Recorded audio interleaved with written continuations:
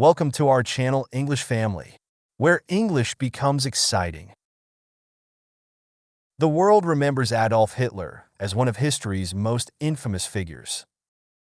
A man whose name evokes images of war, destruction, and unimaginable suffering. But what if we told you that this dictator, responsible for some of humanity's darkest days, was once just a young boy with dreams of becoming an artist? How did a failed painter from a small Austrian town rise to command an entire nation, leading it into the deadliest conflict in history? This is not just the story of one man. It's the story of how ambition, hatred, and manipulation can shape the course of the world. But it's also a story that offers invaluable lessons about leadership, resilience, and humanity's capacity for both greatness and cruelty. Along the way, as you dive into this gripping narrative, you'll also enhance your English skills.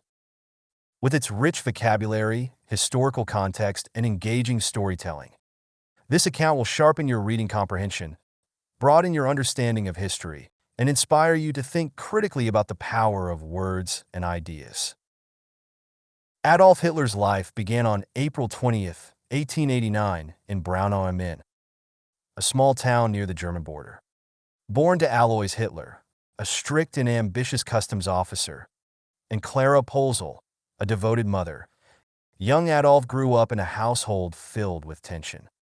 His father wanted him to pursue a career in civil service, but Adolf dreamt of becoming an artist. These conflicting desires created a strained relationship between father and son. When Alois died in 1903, Adolf hoped it would free him to chase his artistic dreams. However, fate had other plans. Adolf moved to Vienna, determined to study at the prestigious Vienna Academy of Fine Arts. Despite his passion, he was rejected multiple times. The Academy deemed his work inadequate, particularly his lack of skill in drawing human figures. Recalling this painful chapter in Mein Kampf, he wrote, "I was struck by endless disappointment. I could no longer see my way forward."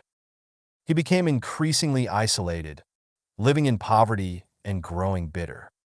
Vienna exposed him to a diverse society, but instead of embracing it, Hitler developed a deep hatred for those he blamed for his failures, particularly the Jewish community. When World War I broke out in 1914, Hitler saw an opportunity for a new beginning. He enlisted in the German army and served as a messenger on the Western Front.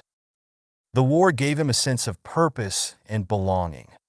He was wounded twice and received the Iron Cross for bravery. But the war's end in 1918 shattered him. Germany's defeat felt like a personal betrayal, one he attributed to political enemies and traitors within the nation. The Treaty of Versailles, which placed harsh penalties on Germany, only deepened his resentment. He later declared, "Germany will rise again, and I will see to it." Returning to a defeated and humiliated Germany, Hitler sought to channel his anger.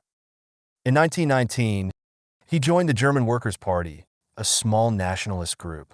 With his powerful oratory skills and magnetic charisma, Hitler quickly rose to prominence, transforming the group into the National Socialist German Workers' Party, better known as the Nazi Party. His speeches tapped into the fears and frustrations of ordinary Germans, offering them a scapegoat and a promise of restored greatness. In 1923, emboldened by his growing following, Hitler attempted to seize power through a coup known as the Beer Hall Putsch. The coup failed, and Hitler was arrested. During his imprisonment, he wrote Mein Kampf, laying out his vision for Germany and his belief in the superiority of the Aryan race. He also articulated his propaganda strategies, stating, "The art of leadership consists in consolidating the attention of the people against a single adversary and taking care that nothing will split up that attention." Released from prison after 9 months, Hitler decided to take a different approach. Rather than attempting another violent overthrow, he sought to gain power legally. By 1933, amidst economic turmoil and widespread unemployment, Hitler's Nazi Party became the largest in the German parliament.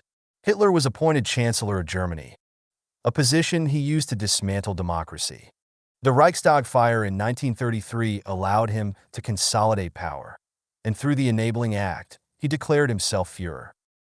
Under Hitler's leadership, Germany began to rearm and expand its territories, defying the Treaty of Versailles. His concept of Lebensraum, or living space, justified his aggressive foreign policy. In 1939, Hitler invaded Poland, sparking World War II. This marked the beginning of a devastating conflict that would claim over 70 million lives.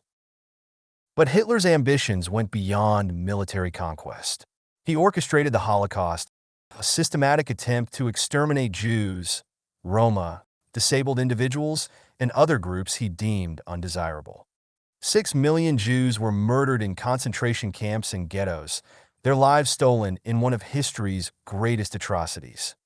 Hitler rationalized these crimes with chilling words. The victor will not be asked whether he told the truth. He will be asked whether he won. As the war progressed, Hitler's obsession with victory led to catastrophic decisions. His refusal to listen to his generals and his insistence on impossible strategies weakened Germany's position. By 1944, the Allies were closing in on all fronts. Hitler retreated to his bunker in Berlin, where he spent his final days issuing commands to armies that no longer existed. On April 30th, 1945, with Soviet forces encircling Berlin, Hitler chose to end his life rather than face capture.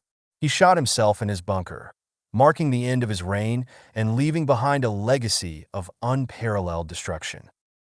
His body was burned as per his orders, leaving only ashes as a reminder of his existence. But Hitler's story does not end with his death. It lives on as a warning to future generations. His rise to power shows how fear, propaganda, and hatred can erode the foundations of democracy. His fall illustrates the inevitable consequences of tyranny and the destructive nature of unchecked ambition. The lessons from his life are timeless. Leadership must be guided by empathy, not cruelty. Failure, if not faced with resilience, can fester into hatred.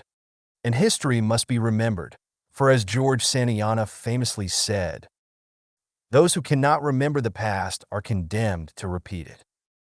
As we reflect on Hitler's life, let it serve as a reminder of the importance of compassion, unity, and vigilance. From the ashes of his tyranny, the world rebuilt itself, striving for a future where such darkness would never rise again. His story, though filled with tragedy, leaves us with the hope that humanity can learn, grow, and build a better tomorrow. And as you've walked through this tale, you haven't just uncovered history, you've strengthened your grasp of English, your understanding of humanity, and your resolve to embrace a brighter path forward.